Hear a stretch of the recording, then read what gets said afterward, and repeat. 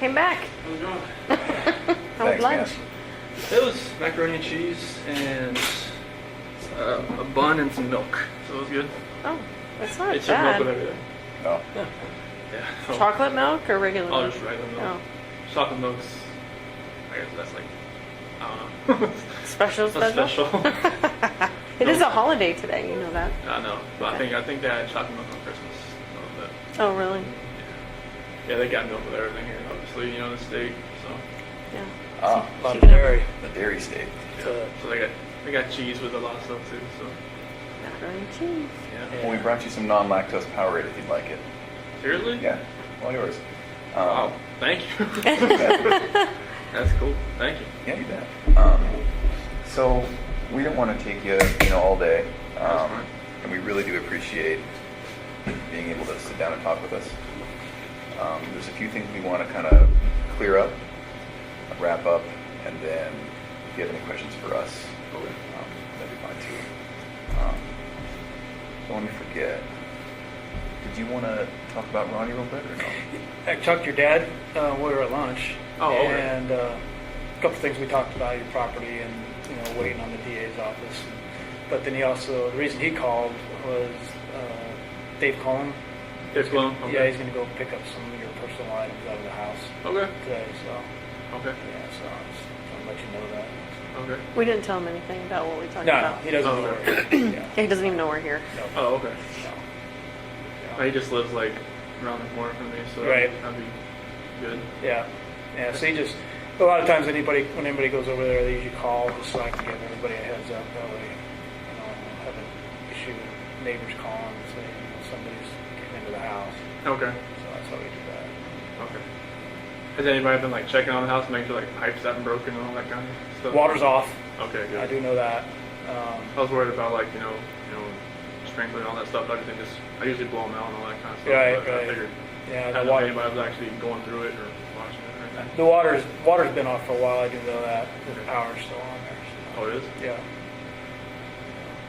Gotcha. So, fortunately, unfortunately, I don't know how you want to look at it, but we need to get a tiny bit more into the weeds and into the mechanics of the time that you showed up at the house when Officer Coonrod was there Okay. till the time when we were all done talking. Okay. So that includes at the house, that includes at the oil site, and everything. Okay. And part of the reason we need to get into that is, I mentioned before how we're just really want to get into the mindset of what happened. And you can imagine this is really important for us in the future when we're talking to a guy that's in your position to say, this isn't really a monster. This is more like a Chris Watts.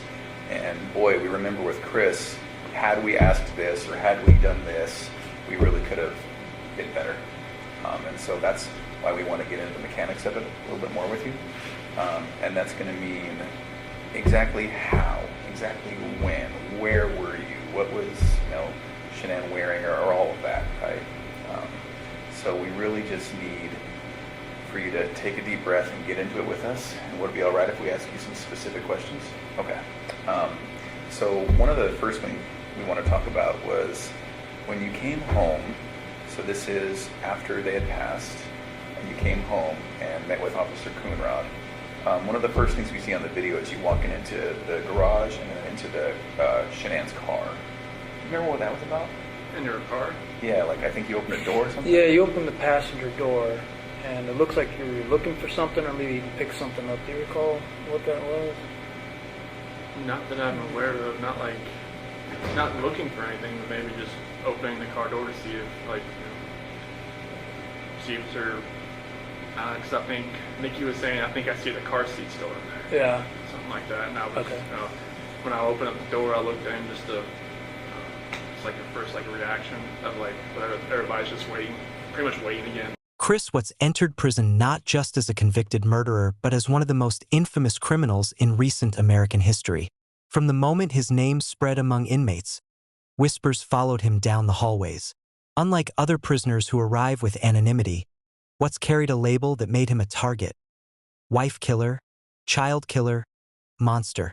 In the correctional system, Reputation is survival. Those convicted of crimes against women and children are viewed with extreme contempt. Chris quickly learned this harsh reality.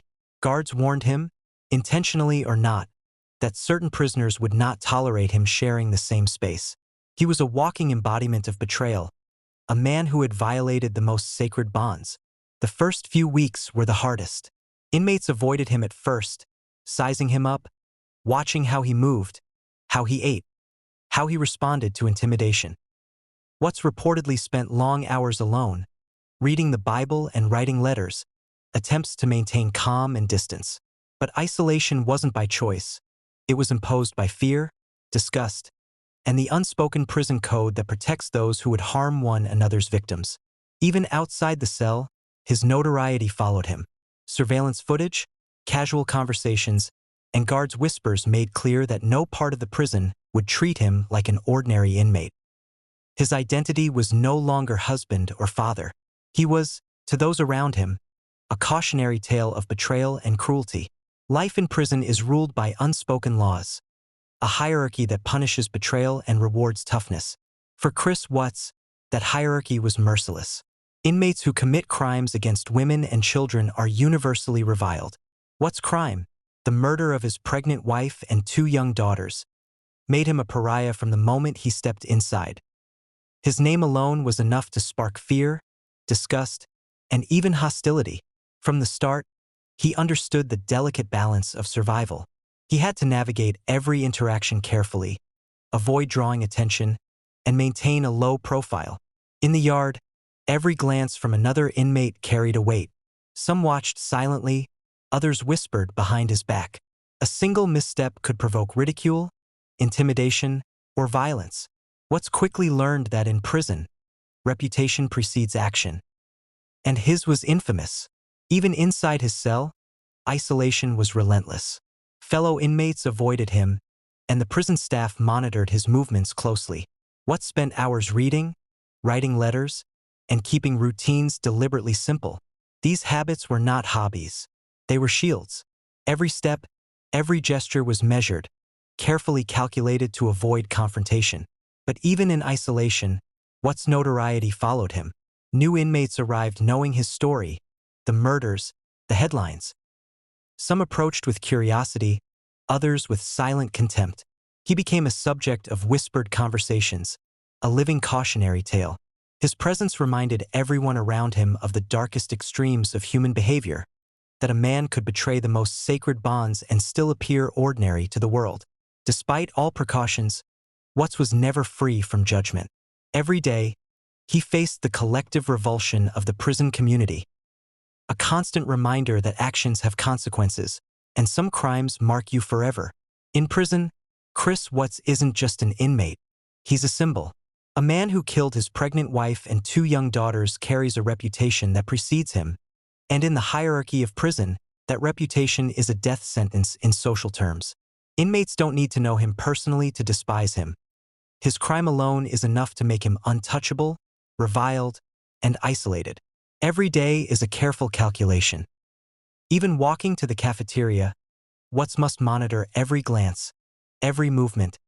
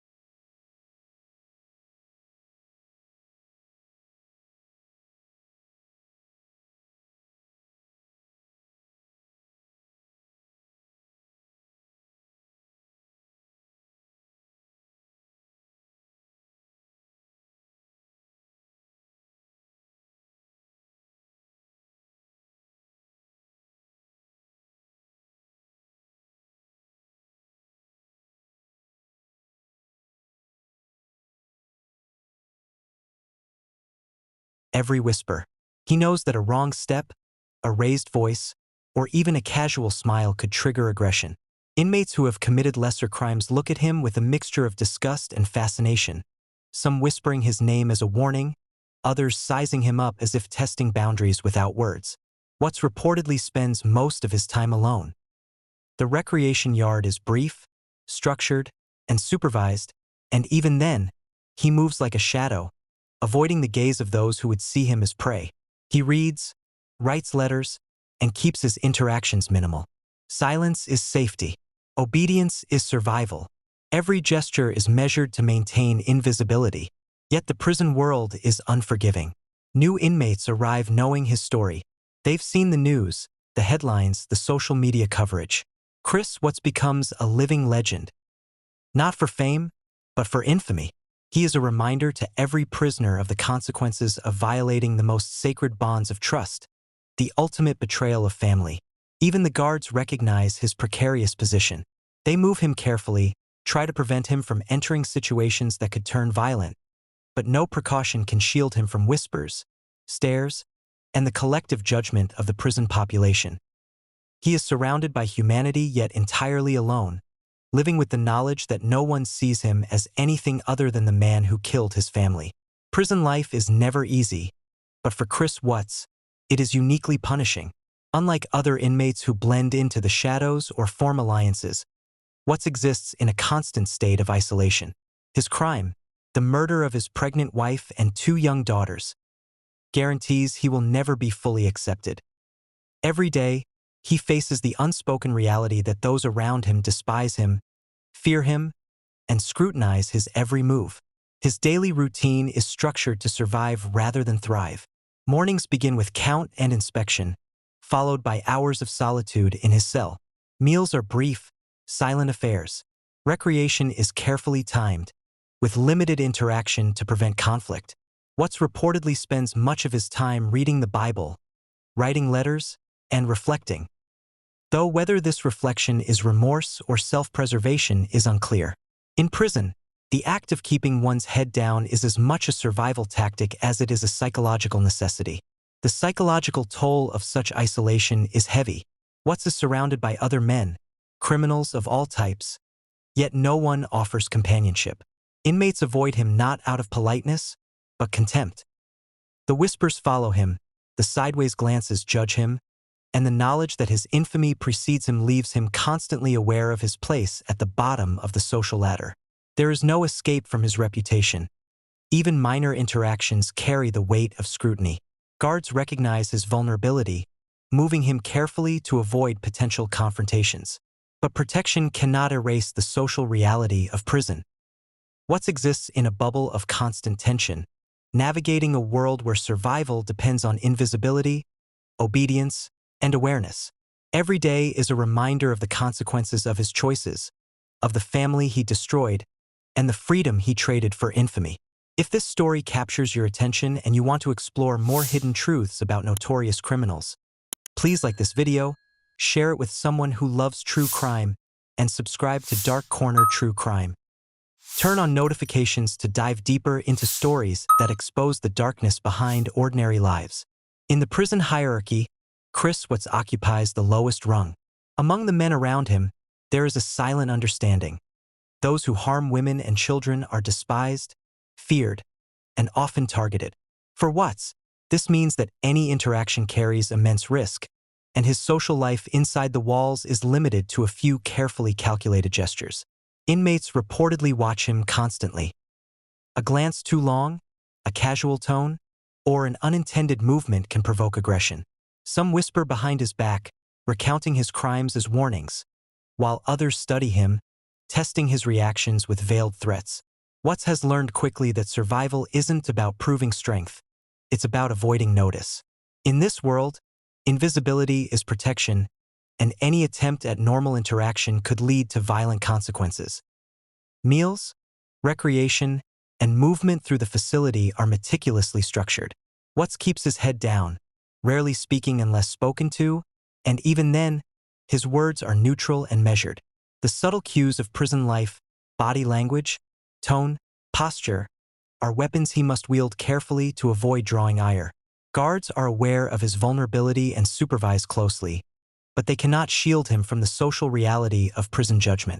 Psychologically, the isolation is punishing. He is constantly reminded of what he did, not just by his own conscience, but by the quiet contempt of the men around him.